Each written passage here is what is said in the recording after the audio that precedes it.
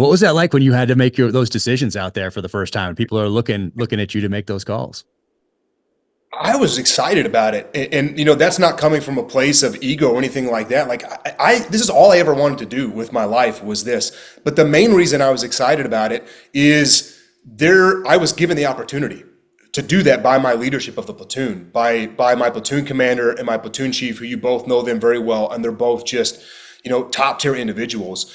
My platoon chief, who, by the way, and you know this, has one of the, if not the best reputations in the SEAL teams, let me make calls that he did not have to let me make. As the platoon chief, he absolutely could have made those calls himself. But because we were in the same squad together and he cared about mentoring and he cared about developing his junior officers, he let me make the call. And, I made some good calls. I made some calls that maybe weren't the best calls. And it was never, you're an idiot. It was never, you're the worst. It was always just, let's talk, let's debrief. What can we do better in the future going forward? So there was always the pressure to make the right call because you want to do the right thing for your guys. You want to get them, even though it's training, you want to get them out of that kill zone. You want to do the right things to show them that if it ever happened in real life, you're capable of making the right call. But I loved every second of that land warfare. And a big piece of it was I was really given the opportunity by my leadership to grow and develop in ways that talking to some of my peers at SEAL Team 7 in different platoons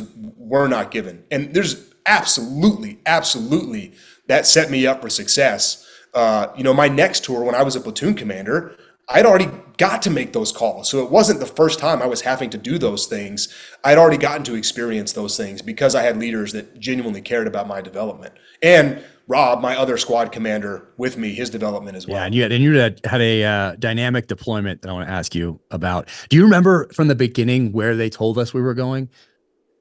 Well, it was all ping-ponging all over the place. First, it was Iraq, and then it was, no, we're going to the crisis response element. Then it went back to Iraq, and then about a month before we deployed, then it came out Afghanistan. But some of the troop obviously went to Iraq, and then one of the platoons, my platoon, got to go to Afghanistan. So it was just all over the place for about 6 months. Yeah, that was wild, being all over the place like that. Man, and then what did we do next? We jumped into, what did we do? CQC, MAL, Yes. now called SAUER. So urban combat type stuff. What do you remember from that? Just one, how much fun CQC was, and then the combat shooting portion. So you do some shooting in SQT and you get good, but it's not dedicated like it is at the CQC. So CQC, as you know, our block of training that we do there, you split the day. Half the day you're in the kill house, half the day you're on the range. Your other platoon that you're training with has the opposite schedule of you. So you're spending, 4 hours a day doing nothing but getting world-class shooting instruction from world-class instructors from every different walk of life. And then you're going into the kill house and you're practicing these clearance and movement drills inside of the kill house and all these really challenging and dynamic environments. So it was just amazing. I mean, by the time you get out, shooting is a perishable skill.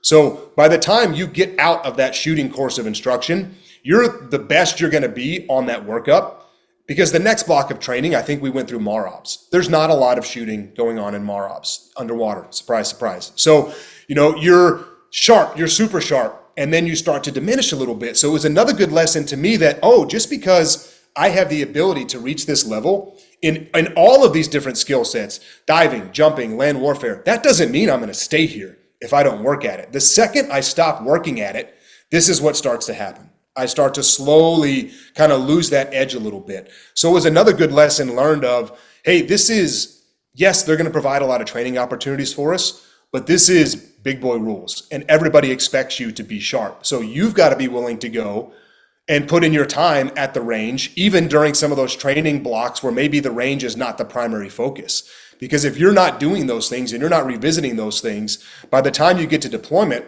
it could have been 6-7 months since your last dedicated combat shooting block of training.